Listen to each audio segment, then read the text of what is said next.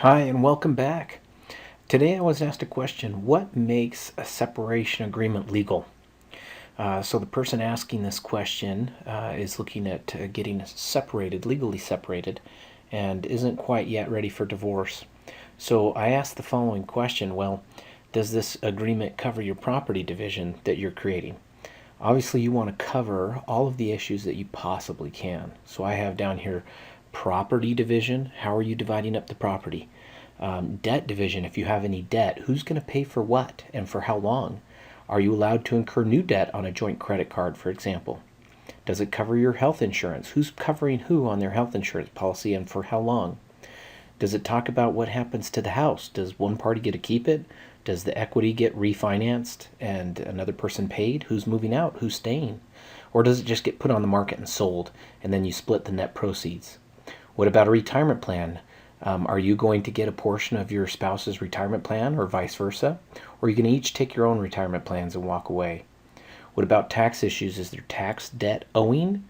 If you have children, who gets to claim the children on the tax returns? Who gets those deductions? What about if you have children, who gets parent time and for how long? Are you going to do a 2-2-3 schedule? Are you going to do a week on, week off schedule?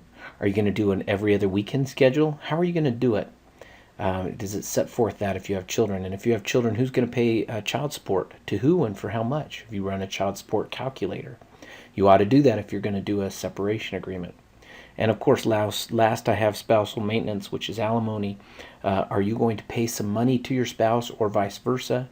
These are just some of the issues that must be in a separation agreement. What makes it legal is if both parties have agreed to it, knowingly and willingly entered into it. You really ought to have an attorney review it just to make sure that it complies with state law. You ought to make sure that it's signed. I would recommend strongly that it be notarized. I would make sure that it's fair because if it's completely one-sided, courts are going to have a hard time upholding a one-sided separation agreement.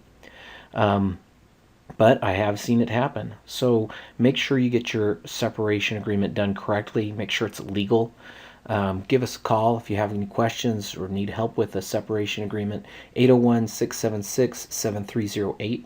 Again, that's 801-676-7308. I look forward to hearing from you. Take care. Thanks for watching.